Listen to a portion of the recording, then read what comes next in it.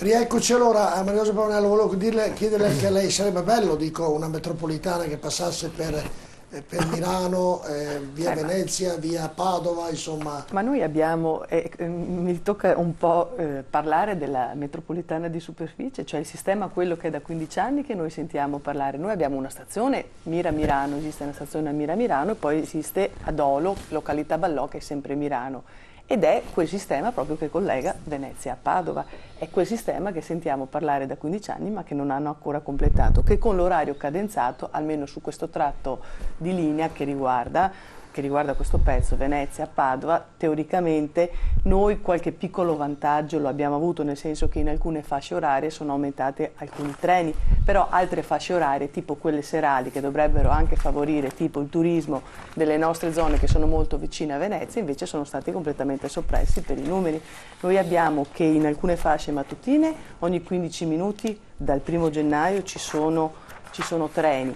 Però in alcune fasce mattutine che servono gli studenti non ci sono più treni, nelle fasce serali si lavora fino a una certa ora, oppure se si è un turista non si può ritornare nelle località della Riviera e del Miranese, perché in realtà la stazione di Mirano serve sia la Riviera che Mirano, e che sono località che ambiscono ad essere, appunto essendo nell'area metropolitana, nella città metropolitana, ambiscono a essere luoghi turistici. Ma non vede la possibilità di un rimedio, di un qualcosa? Io mi domando chi ma noi le manifestazioni, cioè giusto perché insieme a Opzione Zero, insieme anche al Comitato di Vetrego, noi siamo addirittura, noi amministratori di Mirano, che è un po' clamoroso, ma siamo scesi in strada stanchi da febbraio 2009 fino al 1° gennaio 2014 il casello provvisorio di Mirano Dolo ha avuto questo fenomeno di traffico assurdo, un casello provvisorio.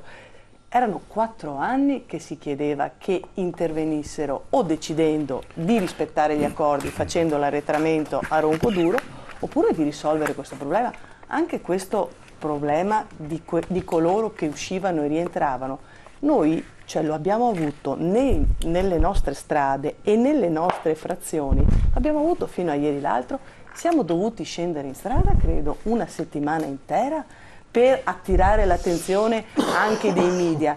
Cioè nei tavoli che ci sono e che si frequentano e che io ovviamente sto avendo l'esperienza ora da 1 anno e mezzo a questa parte, però ci sono molte promesse, ci sono degli impegni, ma poi la difficoltà di vedere la concreta realizzazione di quanto è anche sottoscritto è enorme. Cioè, la sensazione è che le grandi proteste in qualche modo scuotano enti di tale natura. Solo che di fronte a questo problema delle tariffe, anche scorrendo un po' tutto il dibattito che c'è stato sulla stampa, tutti gli interventi, tutti i soggetti che stanno intervenendo, non si capisce la soluzione, perché io mi sento anche di dire che il presidente Zaia, che scrive una lettera e dice non si possono non pagare le autostrade, bene, ma allora c'era un piano finanziario di un tipo che si possono, in Germania non si pagano, appunto l'avete fatto, però il punto è questo sistema che oggi, insieme alla crisi economica, insieme a un aumento repentino intervenuto a distanza, ricordiamo che nel 2008 il casello di Roncoduro si pagava 0,60, cioè il casello di Roncoduro, prima che venisse inaugurato il passante, la tariffa cioè Roncoduro, perché comunque Mirano, Roncoduro, è ai confini tra Mirano e Pianiga, si pagava 0,60. Quando è stato inaugurato il passante a febbraio, la tariffa è passata a 0,70. Il 1° gennaio 2013 è passata a 0,80. Adesso, tutto d'un tratto, perché hanno fatto bene i conti, perché il problema non è semplicemente il tornello, cioè non nascondiamocelo, non è il tornello, è che hanno guardato i conti, la diminuzione dei flussi che avevano fatto determinati conteggi che non li stanno rispettando. Allora, è questo che non è tollerabile, questo impatto su tutti, e noi ci siamo opposti con forza, cioè con tutti gli strumenti che avevo, che non sono molti, è questo che io ci tengo a dire ai cittadini, che non sono molti gli strumenti. Noi poi alla fine che cosa dobbiamo fare? Dobbiamo scendere in strada, bloccare le strade? In parte lo abbiamo fatto, però noi rappresentiamo le istituzioni e tra istituzioni ci si parla, la CAV è una società pubblica. Andiamo a vedere allora, chiedo leggermente la tabella numero 5, abbiamo preso come dati gli aumenti più o meno delle 7 autostrade più importanti, non questa grazie al numero 5, vediamo se riusciamo a trovarla, eccola qui. Allora abbiamo messo le 7, sono aumentate tutte, non abbiamo messo quelle più importanti. L'autostrada dei parchi, la 24-25, ha avuto un aumento dell'8,28%, il centro padane dell'8,01%, le autovie venete del 7,17%, la CAV, quella di Padova, ne stiamo parlando, con raccordo aeroporto Marco Polo e Passati di Mestre 6,26%, la Cisa 6,26%, poi abbiamo Tronco di Novara Milano 5,27% e l'ultima che vediamo qui, l'autostrada tirrenica 5%. Io voglio sapere da lei, un'autostrada che costi ha dopo averla costruita? L'autostrada dunque la tariffa oggi paga le manutenzioni, dunque ci sono dei parametri, l'inflazione che è uguale per tutto il paese, ma poi la differenza è principalmente dovuta ai tempi della durata della concessione. Non a caso lì tra le prime ci sono concessioni che scadono presto, Centro Padane in scadenza, Autovie Veneto sì, no, scade nel 2017 e soprattutto il piano delle opere, cioè quello che pesa lì è che se uno ha un'opera da dover realizzare che costa 1 miliardo, dico una cifra perché purtroppo ormai abbiamo dimensioni notevolissime anche degli investimenti e ha una vita della concessione abbastanza breve, schizza verso l'alto il calcolo del pedaggio perché devi farti carico ovviamente. Le faccio una domanda Simonaggio in modo tale che i nostri telespettatori capiscano. Facciamo l'autostrada del Sole, quanti anni è che è stata costruita di là alla manutenzione? Nel 70. Ci ha guadagnato questa autostrada oppure no secondo lei? O secondo i dati? È stata ammortizzata con l'autostrada. Il problema che dicevo prima è che quando noi in realtà avevamo fatto un patto di lealtà che è saltato perché qualcuno l'ha fatto saltare, cioè lo scambio leale con il cittadino utente e cliente automobilista era questo: tu paghi una quota chiamata pedaggio, la quale paga i servizi che ti fornisce l'autostrada, tra l'altro tema che non abbiamo trattato, perché noi abbiamo servizi che addirittura sono peggiori di altri paesi. Il passante di Mestre, ci sono 58 km tra un'area di sosta e un'altra, con i tempi di guida, di lavoro che hanno a carico i conducenti professionali che dovrebbero dopo 4 ore e mezza fermare il camion dove sono. Noi abbiamo avuto la vergogna per moltissimi anni dei camion che sostavano nella corsia d'emergenza per dormire la notte, con una pericolosità elevatissima per chiunque frequentava l'autostrada. No, dopo ne parlavamo. Allora, il punto, tornando alla questione centrale, è che in realtà tu hai un meccanismo in cui una volta che hai ammortizzato il costo dell'opera dovresti avere che la tariffa precipitosamente va prossima allo zero. In realtà quella stessa autostrada, prima che scada la vita della concessione, contratta con il governo nuove opere. Noi abbiamo avuto, detto prima, 2001 il presidente Berlusconi che lancia l'idea della legge obiettivo e di completare con quello schizzo che vi ricordate da Bruno Vespa di tutto un crocevia infinito di strade. Si fermi lì Simonaggio, è proprio da lì, professor Manocase, poi nascono i dubbi, perché se le autostrade in effetti non hanno un grande costo oltre che la manutenzione, però i costi hanno il costruire il nuovo, ecco che da 2 diventano 3 corsie, diventano 4, si costruiscono altre cose e a uno inizia a avere i cattivi pensieri, quantomeno li può avere uno. Sì, questo è... Allora, sul fatto che il costo elevato delle autostrade mette in condizione, crea una situazione che è difficoltosa e va a pesare sulla schiena dei cittadini, questo è uno dei fattori, ma manca una pianificazione nazionale. Non si può pensare come in Italia, che dicevo prima, 6.000 macchine per chilometro. La Francia, che non ha meno automobili dell'Italia, forse ne ha di più, ne ha 3.300 per chilometro mediamente. Allora vuol dire che a noi mancano tutte quelle infrastrutture che devono togliere le macchine dalla strada, devono togliere l'inquinamento dalla strada, devono togliere tutta una serie di situazioni per cui si arriva a questo punto necessariamente. Io devo fare la strada per far passare le macchine, ma la soluzione dell'auto non è la soluzione definitiva, non è la buona soluzione, non è la soluzione del futuro. E la soluzione del futuro sono i mezzi pubblici. Per le arterie principali devono essere mezzi pubblici su determinate aree, come può essere il Veneto, che il Veneto è praticamente una città attaccata all'altra. Per cui dei buoni mezzi pubblici che colleghino i vari paesi alle varie città, tra di loro e il Veneto è industrioso e ha necessità di spostamento, sarebbe già risolto, ma non si risolva con un passante di quel tipo, andando a creare una situazione di indebitamento, e noi abbiamo fatto un calcolo che alla fine di tutta l'operazione il rimborso sarà quasi triplicato, se sono le ipotesi che mi sono state fornite. Addirittura se viene dilazionato il pagamento degli ultimi 330 milioni di euro fino al 2052, no? Ecco, praticamente gli ultimi 330 milioni di euro vengono a costare 1 miliardo e 54 milioni. Cioè il cittadino continuerà a pagare in continuazione.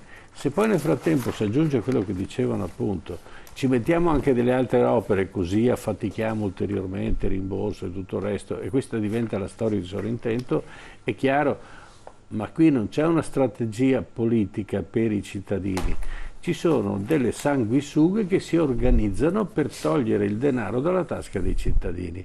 Ora l'Italia sta diventando un paese del terzo mondo, perché abbiamo un picco di miliardari che sono il 5% e tutti gli altri stanno cadendo regolarmente e periodicamente nella fascia di povertà. La povertà è salita, è raddoppiata negli ultimi anni, la fascia di povertà. E oggi non si può dire che uno, cioè, mentre 10 anni fa uno che prendeva 2 milioni al mese non era ricco, però poteva campare tranquillamente.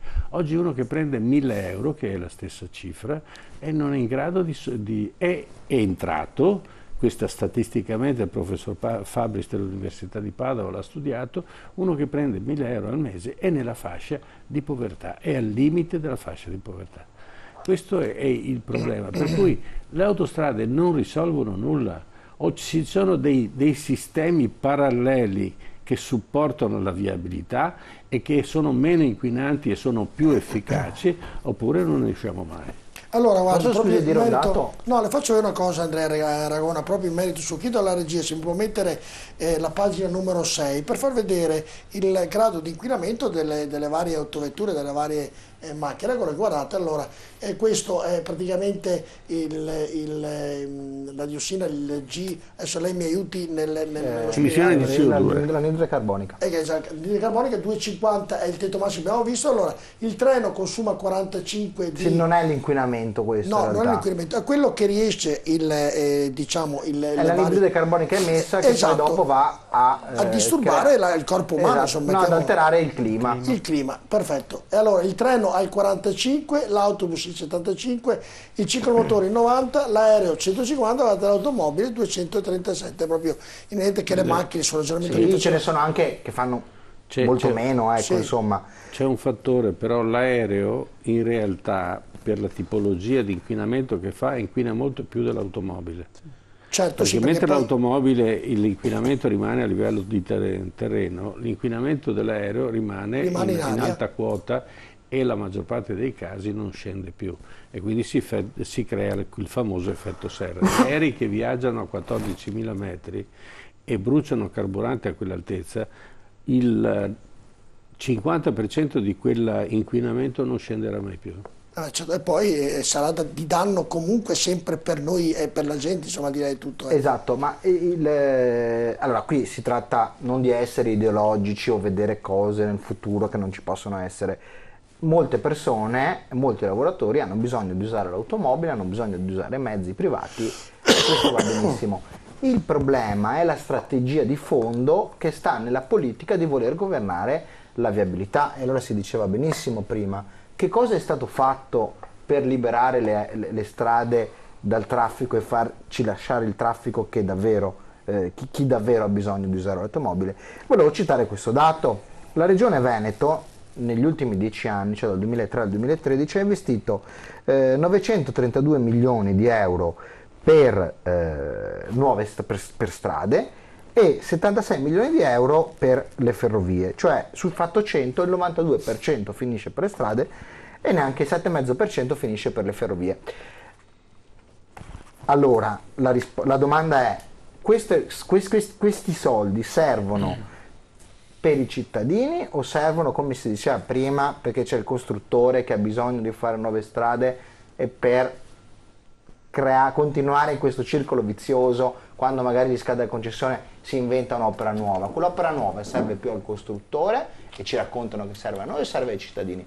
Ecco, il mio dubbio è che in realtà serve più al costruttore che al cittadino, perché il cittadino si può muovere in maniera alternativa, in maniera efficace, anzi anche con i mezzi pubblici. No, poi sono d'accordo, perché per esempio per l'alta velocità siamo bravi a studiarla, a prepararla, mi domando perché per la bassa velocità. Esatto, ma anche qui non è che si fa un discorso ideologico, siamo contro l'alta velocità, no, va benissimo l'alta velocità, quando serve però, prima cerchiamo di risolvere i problemi dei pendolari, cerchiamo di risolvere i problemi delle decine di migliaia di veneti che tutti i giorni vanno al lavoro in treno e magari si trovano treni soppressi, treni in ritardo, treni strapieni.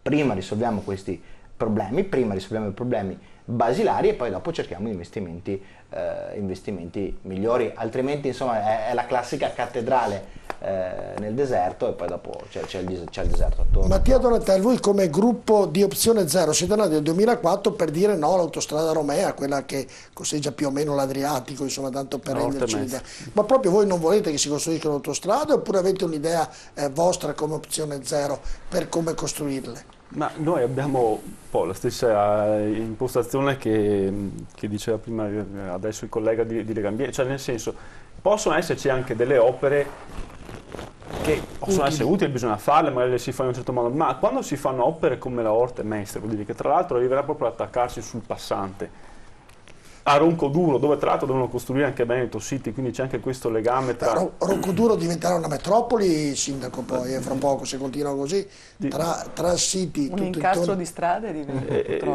di asfalto e di cemento, totalmente inutili, totalmente operazioni speculative, perché vuol dire anche sugli insediamenti, adesso è sotto gli occhi di tutti che ci sono centinaia di zone industriali, di aree commerciali che sono semi abbandonate, semi chiuse, voglio dire, allora si utilizzino quelli se c'è bisogno. No, il problema è che appunto intorno a questi nodi, a questi caselli, si comprano i terreni prima quando sono agricoli, costano poco e poi si fanno le varianti urbanistiche, quindi lì c'è la speculazione. Allora, Orte Mestre, noi abbiamo il piano trasportistico, voglio dire, dei proponenti, solo sulla tratta Ravenna-Mestre, cioè il traffico è di 16.000 veicoli al giorno, 16-17.000 veicoli, è praticamente il traffico di una provinciale. Quindi è chiaro già adesso che i pedaggi non basteranno neanche con una concessione di 50 anni a ripagare l'investimento. Allora che cosa succede in quel momento? Che quando il pedaggio non è più sufficiente, il gettito del pedaggio, interviene lo Stato. Quindi sappiamo già che questa cosa, oltre a devastare 5 regioni d'Italia, perché il passante è lungo 40-50 km, quello è lungo a 400 km, passa in mezzo a Valle Appenninica, alle valli del Mezzano, alla Riviera del Brenta, quindi fa veramente disastri, ma oltre a questo causerà anche un buco nei bilanci dello Stato, che vuol dire di buchi ce ne sono già abbastanza. Ma allora torniamo un attimo su un punto, perché esplicitiamo le cose senza tanti peli sulla lingua.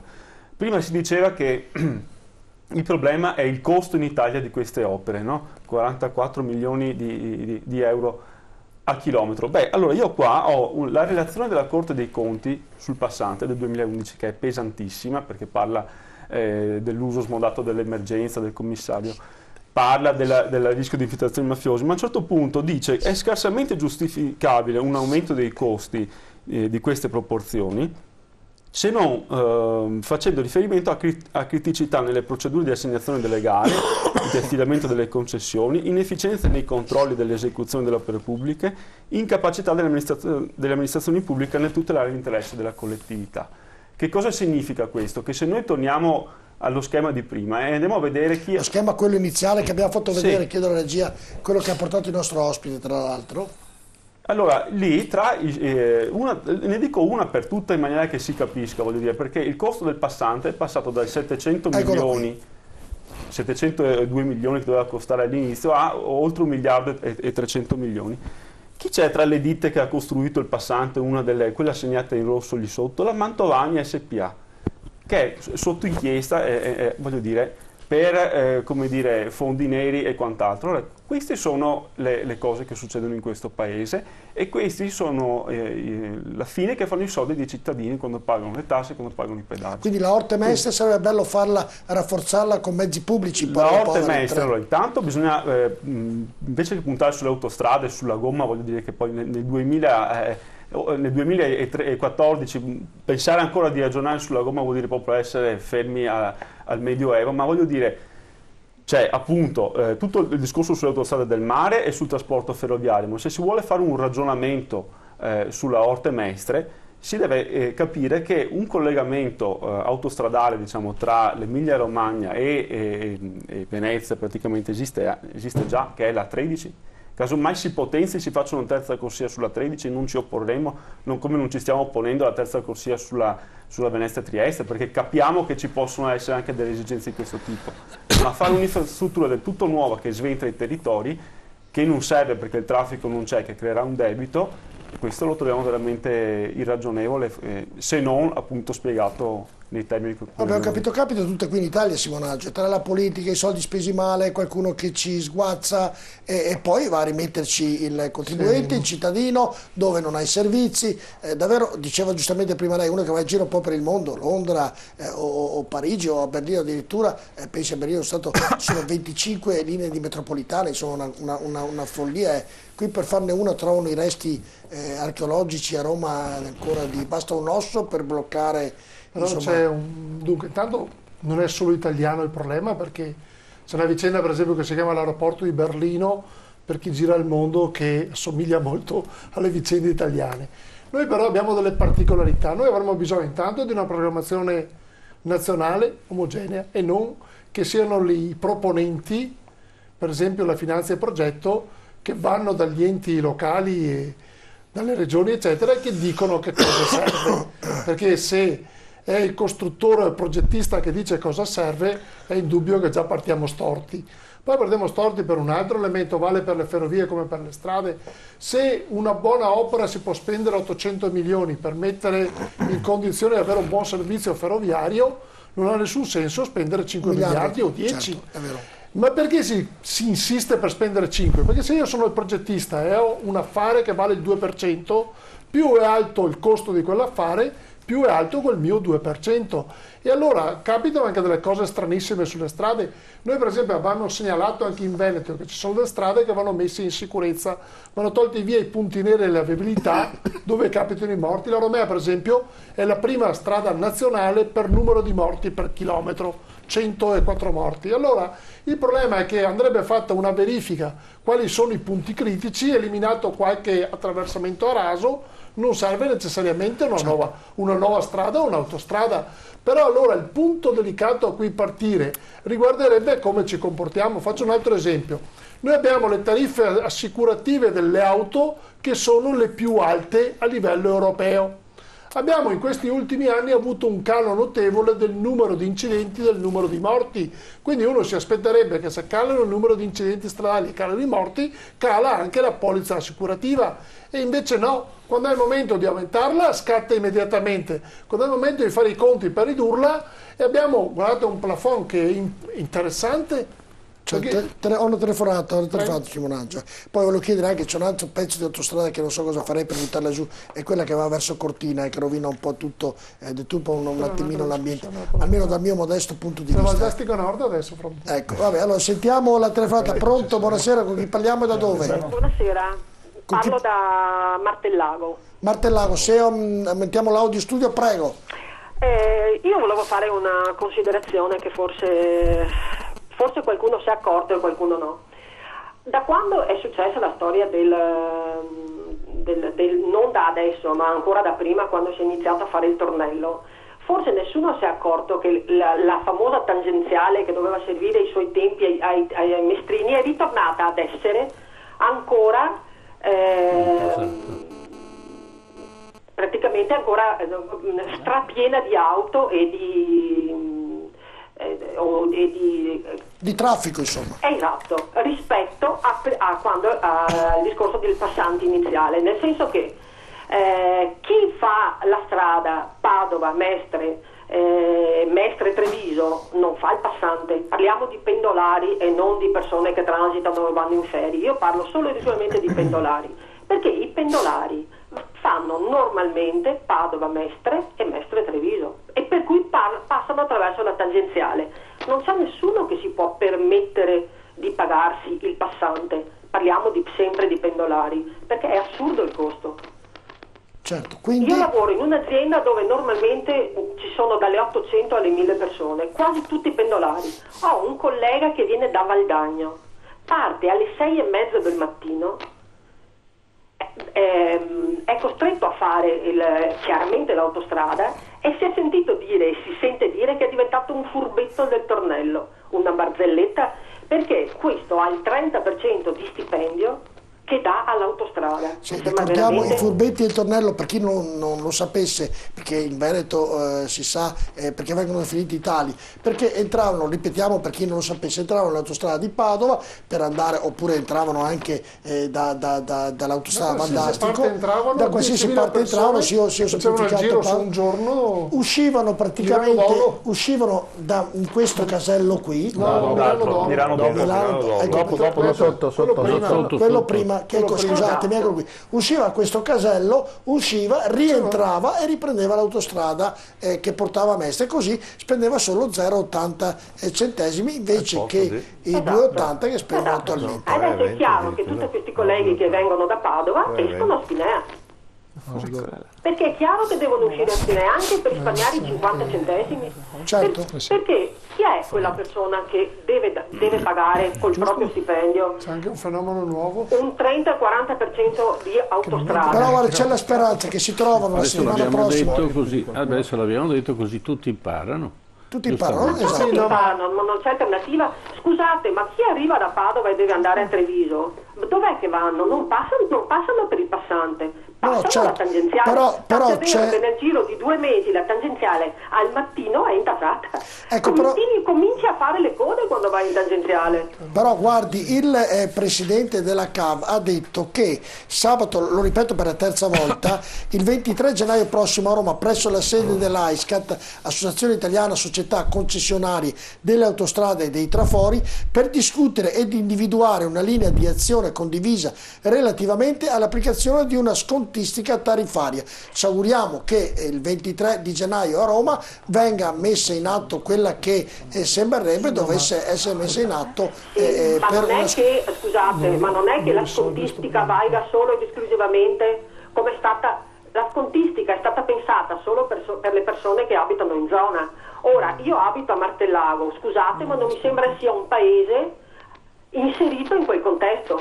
Oppure chi arriva da Grisignano, chi arriva da Vicenza, o chi arriva addirittura abbiamo gente che arriva da Verona, che deve pagarsi tutta l'autostrada. Ma lei da Martellago dove deve andare, signora, al lavoro? Io da Martellago devo andare a Padova. Ah, deve venire a Padova, ho capito. Sì, perché la proposta del ministro Lupi riguarda, allora a quel punto meno di 50 km, certo. i 40 viaggi e la scontistica al 20%, che non risolve il problema che l'area metropolitana ha posto oggi, non lo risolve. perché il 0,80 che diventa 2,80, lì bisogna pensare a un'altra operazione, che è un po' quella che diceva Mattia Donadel prima, cioè bisogna che il 0,80 diventi una cifra di poco superiore a €1. E quindi lei, signora, cosa fa per superare a questo aumento delle strade normali? Non chiaramente la strada esterna non esiste. La strada interna, c'è un crollo, quello che dicevo prima. 15 giorni c'è un crollo notevolissimo dell'uso dell'autostrada, che pone anche problemi di pericolosità, di sicurezza. Lo dico perché noi in realtà abbiamo il sedime della viabilità minore, che dovuto anche ai tagli degli enti locali sono strade qualche volta che hanno difficoltà di essere correttamente mantenute. Ho una telefonata di Simonaggio, poi se tutti anche i camionisti vanno con le strade normali, come sta capitando come forma di protesta, perché in passato, in questi giorni qua, o sull'autostrada, io vedo pochissimi Simonaggio, ho telefonato, voglio sentire che chi, perché qui proprio di risparmio di No, costi, non chiamate proprio... la protesta però, scusate, non chiamate la protesta. Protesta, la gente prova a risparmiare, c'è protesta. Ecco, esatto, è un risparmio, perché 100 euro al mese non è una protesta, è un risparmio. È un risparmio. Sono talmente d'accordo che abbiamo chiesto alla CAV di fare un supplemento distruttorio e non innamorarsi dell'idea del 20%, perché fanno l'incontro. Lupi ha chiesto il 20%, io temo che la conclusione sarà che le autostrade dicono che non possono fare scontistica perché sennò gli saltano i piani economici e finanziari, e poi all'italiana si chiuderà su una cifra che sta tra 0 e 20. Non risolve quel problema che c'è adesso. Grazie signora, un'altra telefonata, sentiamola. Pronto? Poi volevo andare da Checchi, perché poi mi sembra che escono tutti a Spinea, quindi il problema aumenta anche a Spinea per il traffico locale. Sentiamo che abbiamo in linea. Pronto? Buonasera, con chi parliamo e da dove? Franco da Mantova. Buonasera Franco, prego. La storia non è molto lunga. Dall'Unità d'Italia hanno governato 3 fazioni, i Savoia, Mussolini e la sinistra, perché gira e rigira è la sinistra che ha sempre governato, perché Berlusconi è stato su ma non gli ha mai permesso di fare niente. Allora, c'era anche la Democrazia Cristiana, però un intermezzo abbastanza lungo. ma sì, ma ha sempre usato i voti dei comunisti, cioè per quello gli dava la fetta di torta quando aveva bisogno di voti, si prendeva un po' di voti dai comunisti come le pecorelle. Franco, andiamo al sodo, Allora, chi ha fatto delle tre fazioni l'interesse degli italiani? Solo il pelato Mussolini. Perché? Perché la TAV, sa cosa serve la TAV? Serve come è servita la Valdastico, che io ci sono passato 1 migliaio di volte, quando vedevo 3 macchine erano quelle che vedevo. Ma a parte quello, il ponte di Calatrava, che doveva costare 800.000 euro, fatto dal sinistroide Cacciari, doveva costare 800.000 euro, è costato 3 milioni di euro.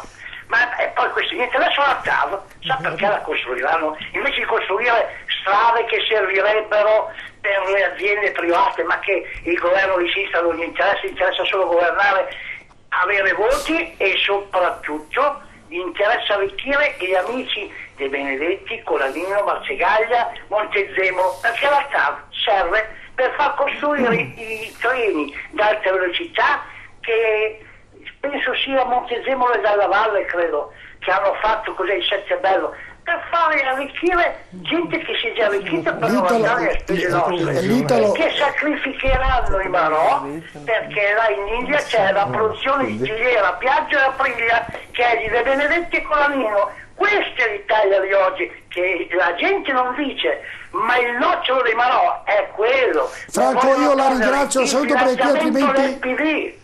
Franco, il finanziamento del PD con quelle aziende in India, e qui in Italia non faranno mai niente per gli italiani. Franco, io la ringrazio, la saluto, perché sta ormai prendendo a 360 gradi tutta la politica, dai Marò a Berlusconi a Dalla Valle, insomma diventa un po' problematica seguirla. Ogni modo l'ascolteremo più volentieri nelle altre puntate, dove andremo ad analizzare punto per punto quello che lei ha richiesto pochi secondi fa. Andiamo, sentiamo un'altra telefonata. Pronto? Buonasera, con chi parliamo e da dove?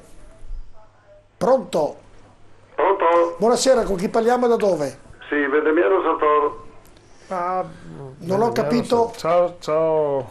L'ho riconosciuto. Volete aiutarmi? Non ho capito il nome. Vendemiano Sartor. Lo conoscete? Ex presidente Confartigianato. Prego, prego. Comunale, buonasera. Benissimo, prego. Sì, ho visto che stavate parlando un po' delle questioni autostradali.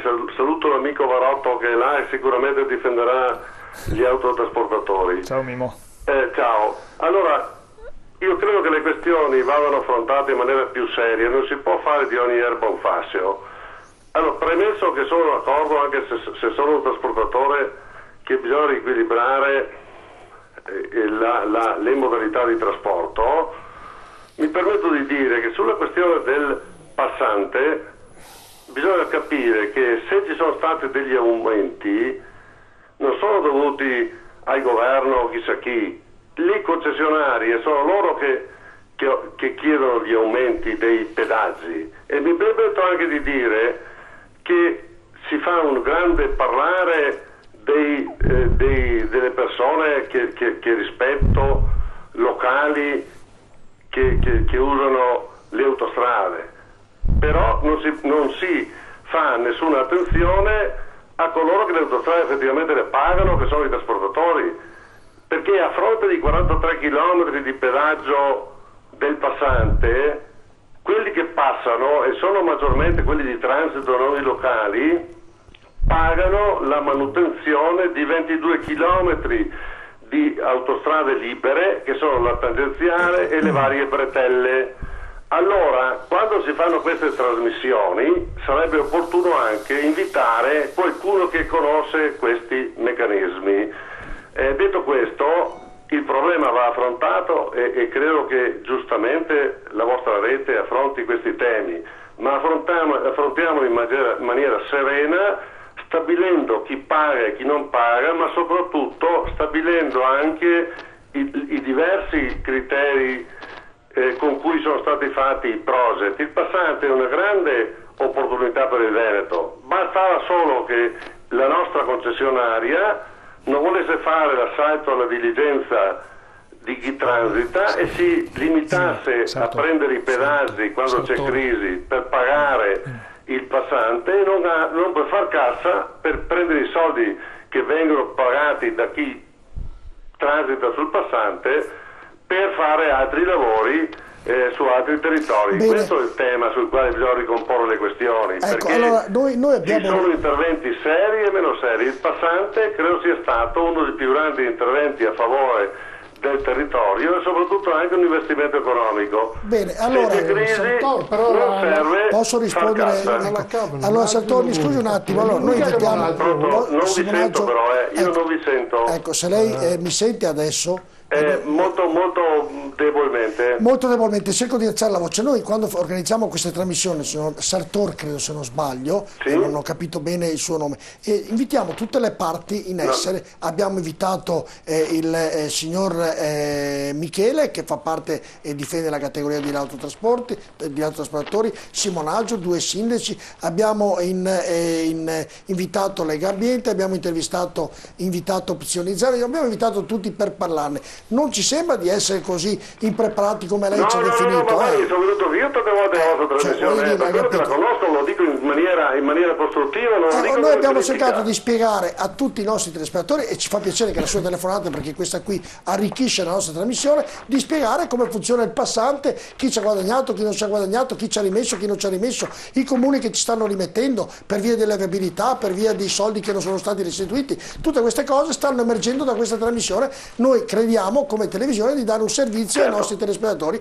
auguriamoci sia tale. Tutto qui. No, ma guardi che io ho partecipato tante volte alla vostra trasmissione e se mi sono permesso di telefonare è proprio per dare un contributo, non ho per criticare, voglio dire, magari si parlasse di più, tutto qua. Certo, grazie. Tutto qua, ecco, e se lei ritiene vengo volentieri quando voi mi chiamate, e così diamo alla gente che ascolta un messaggio molto più costruttivo. Terremo in considerazione quello che lei ha detto, la inviteremo sicuramente. Grazie della telefonata. Sentiamo l'ultima, chiedo alla regia, poi rientriamo in studio. Sentiamo che abbiamo in linea. Pronto? Buonasera, con chi parliamo, da dove? Pronto? Pronto, sì, buonasera, sono Giordano. Da dove, Giordano? E sono un pendolare da Valdagno. Prego, Giordano da Valdagno. Ho anche mandato un messaggio prima a quello che vi segnalava il fatto che io da 15 anni faccio questa tratta appunto per lavorare, e lo faccio 2 volte al giorno, andata la Dunque, mattina da Valdagno, Giordano, da Valdagno dove esce? A Padova? Mestre in barriera. Certo. Per cui ho scoperto anch'io il trick del tornello per guadagnare, per salvare un po' di denaro giornaliero, e adesso le sto provando tutte. Entro a Vicenza Est, faccio un pezzo di tangenziale, esco a Grisignano, faccio la strada normale. Io praticamente passo 1 ora e mezza della mia vita all'andata e 1 ora e mezza della mia vita al ritorno per andare sul posto di lavoro. Adesso si sente parlare di pendolarismo, allora io ritengo di essere una voce forte in questo caso di pendolare, che però sarà esclusa perché ovviamente il tratto di 50 km è ampiamente superato. Allora io credo che se dovesse qualcuno fare una proposta, o comunque se una proposta dovesse essere portata avanti, deve essere una proposta che vale per qualsiasi tratta del Veneto, visto che giustamente le imprese e quanto cioè meglio la spesa che è stata fatta per queste opere sono comunque soldi che sono usciti dalle nostre fermo lì Giordano, fermo lì che voglio chiedere una cosa. Simonaggio, questa richiesta la deve fare il Presidente della Regione a Lupi? No, c'è stato un incontro il giorno rapido scorso, che poi lascio finire. Sì, c'è stato un incontro i giorni scorsi, Lupi ha chiesto alle concessionarie, loro si sono riservate una valutazione all'ISCAT e la richiesta di Lupi era questa: una scontistica del 20% per i pendolari con una scalare graduale rispetto a 40 passaggi a mese, e vale solo però sotto i 50 km. Perché non sopra, come diceva Giordano? Perché in realtà sarebbero troppi soldi, perché... Però lei, se fa un'idea... io non sto dicendo che va bene, io condivido... Però se lei va a Venezia, prende carta Venezia, va per tutti i veneti. Io condivido quello che sta dicendo l'ascoltatore. Ho detto che le tariffe sono troppo alte, insisto a dirlo. No, volevo finire. Ho solo detto che la proposta di Lupi sta sotto i 50, perché in realtà sopra i 50 vorrebbe dire far mancare le entrate delle concessionarie. Ho capito, Simonaggio, la domanda che le pongo.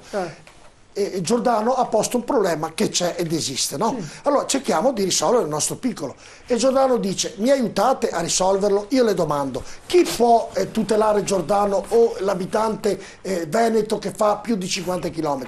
Il Presidente della Regione, che può andare da Lupi ed esporre questo problema? Il Presidente della CAV, che ne so, mi aiuti lei a dire chi può aiutare Giordano? Questo è il problema più importante da risolvere. Noi dobbiamo aiutare Giordano. Che sono quelli stessi che gli hanno creato i problemi. Giordano passa per 3 concessionarie, passa quella della Valdagno, quella della Brescia-Padova e poi passa quindi con quella del Cava. Nuoto, per quello le autostrade devono essere... Ho capito, Giordano, tutti quelli... Ho capito, ma io dico non è semplice, come dicevo nella Carta Venezia, chi abita in Veneto ha lo sconto, insomma... Una ripetitività di passaggio, ci sono tanti magari a partire da questo esempio si potrebbe anche pensare di ridurre i concessionari. O anche questo, è vero. Giordano, a terminare il concetto, mi scusi se l'ho interrotta. Niente, per cui il concetto è molto facile da terminare ed è quello di dire date questa possibilità anche ai pendolari, perché io ho partecipato anche alle riunioni di Opzione Zero, ma ero l'unica voce fuori dal coro tranne i pendolari di Milano e dei paesi limitrofi. E pertanto per me chi può aiutarmi e chi può essere come nella mia stessa condizione, quanti altri veneti sono nella mia stessa condizione però non si sono avvicinati a questa causa proprio per questo motivo. Grazie Giordano. Simonaggio, sei rapido prima della pubblicità. Il Presidente della CAV va a Roma il 23, giusto, per discutere, va solo lui discutere la scontistica oppure andrà con qualche rappresentante politico della regione? No, non ho capito, mi spieghi rapidamente questo passaggio. Ha chiesto alle concessionarie di prevedere uno sconto del 20%. Le concessionarie si sono riservate di fare i conti per vedere se i piani economici finanziari consentono di concedere o erogare questa scontistica del 20%. Giustamente ha detto Barotto prima, scusi, allora facciamo sono escluse per ora tutti i conducenti professionali. Attenzione, perché noi non siamo d'accordo con quella cosa lì. Ho capito, perché... Simonaggio, io cerco di far capire, sono invadente con lei, le chiedo scusa, far capire ai telespettatori. Allora, il Presidente della CAV va da Lupi, discute e poi gli dice: senti, io non sono d'accordo con lei, non voglio diminuire del 20%, voglio diminuire del 10%. La domanda è: lo Stato può intervenire di diritto e dire no, tu in quell'autostrada per i pendolari fai questo prezzo? Ci sono degli accordi, non può buttare a mare gli accordi. Quello che può fare lo Stato è di riprendersi le autostrade o di fare in modo di creare le condizioni in cui le autostrade costano meno, perché c'è un pezzo di fiscalità generale che paga le autostrade. Ma siamo in presenza di accordi firmati che non sono possibili. Oppure calare gli investimenti in nuove opere e in quel modo lì garantire ai concessionari che è possibile ridurre il pagamento dei pedaggi. Non ne veniamo fuori, uno cerca di sgrovigliare la matassa, ma non ne veniamo proprio fuori. Il problema che si sta verificando è un altro ed è molto più inquietante. Allora, è stabilito che i mezzi di trasporto, soprattutto quelli grossi, non vogliono più entrare in autostrada perché i costi e non ci stanno nelle spese, e quindi percorrono le strade statali, provinciali, comunali, eccetera. Allora, abbiamo l'autostrada che si impoverisce e non riesce a pagare. Invece gli enti locali vengono gravati di tutta quella viabilità che viene consumata, perché le strade provinciali non sono adatte a portare dei camion carichi o delle auto e affaticano tutto il sistema, e questo va a pioggia su tutti gli enti locali che non ne vengono fuori. Già c'è stata con i vari sistemi, spending review, eccetera, eccetera, è stato tagliato agli enti locali un sacco di soldi. Adesso gli si carica in via indiretta tutti i costi della viabilità, e questa è una follia. Certo, vabbè, rientreremo, poi vengo anche da voi, vado come dal sindaco di Spinea perché mi inquieta la faccenda che devono uscire tutti nella sua cittadina. Tra poco rimanete con noi. Il fatto è che pur andando a Spinea